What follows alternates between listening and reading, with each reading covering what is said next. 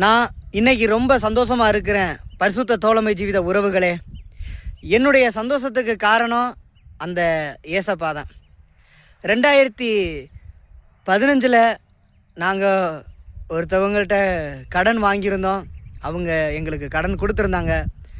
அவங்களுடைய கடனை எங்களால் ஒரு 10 வருஷமாக கொடுக்க முடியலை.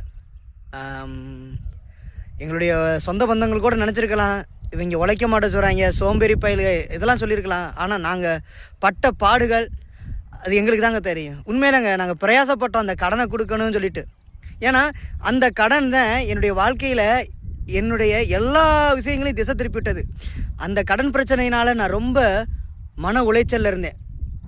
ஒரு 50,000 கடன் தான், அதை கொடுக்க முடியாமல் ரொம்ப தவிச்சது உண்டு.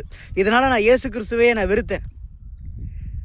நிறையா பிரயாசப்பட்டோங்க, ஆனால் எந்த ஒரு பிரயாசமும் கை கொடுக்கலை. நாங்கள் வேலைகளுக்கெல்லாம் போவோம், ஆனால் நாங்கள் போகிற வேலை உருப்படாமல் போயிடும். எங்களுக்கு யார் வேலை வாங்கி கொடுத்தாங்களோ அவங்களுக்கு எங்களுக்கு சண்டை வரும். நிறையா இப்படி தான் நாங்கள் சாபமான ஒரு வாழ்க்கையில் வாழ்ந்துட்டுருந்தோம். கரெக்டாக இன்னைக்கு அந்த கடனை கொடுக்க தேவன் உதவி செஞ்சார். அந்த கடனை கொடுக்க முடியாது கூட சாபந்தாங்க. அந்த சாபத்திலேருந்து என் தேவனாகிய கர்த்தர் எனக்கு விடுதலை கொடுத்தார். பரிசுத்த தோழமை ஜீவிதங்களே, நான் பெற்ற சந்தோஷம் நீங்களும் அதை பெறணும். நான் இப்போ நிற்கிறேன் இல்லையா, இந்த பகுதியில் தான் என் தேவனாகிய கர்த்தர் என்னோட பேசி நான் அவரோட பேசிகிட்டு இருக்கிறேன். நீங்கள் பேசுனது உங்களுடைய ஊழியத்துக்கு நீங்கள் அழைச்சிருக்கிறீங்க, அது உண்மைனா எனக்கு ஒரு அடையாளத்தை கொடுங்கன்னு சொல்லி இந்த பகுதியில் தான் நான் பைத்தியக்காரத்தனமாக புலம்பிகிட்டு இருந்தேன். உங்கள் ஊழியத்தை செய்ய வந்தால் கடன் பிரச்சனை அடையுமா அப்படின்னு சொல்லி ஆண்டவரோட நான் வாக்குவாதம் பண்ணினேன். ஆனால் ஆண்டவர் சொன்னார், நான் எல்லாவற்றையும் சரியாக செஞ்சு முடிப்பேன். உண்மையாலுமே சொல்கிறேன், ஆண்டவருடைய ஊழியத்தை செய்கிறதுக்கு முன்னாடி வேற கடன் பிரச்சனை அதிகரிச்சுட்டு தான் இருந்தது. ஆனால் ஆண்டவருடைய ஊழியத்தை செய்ய வந்ததுக்கப்புறம் உண்மையாலே சொல்கிறேங்க, பாதி கடன் நடந்துருச்சு.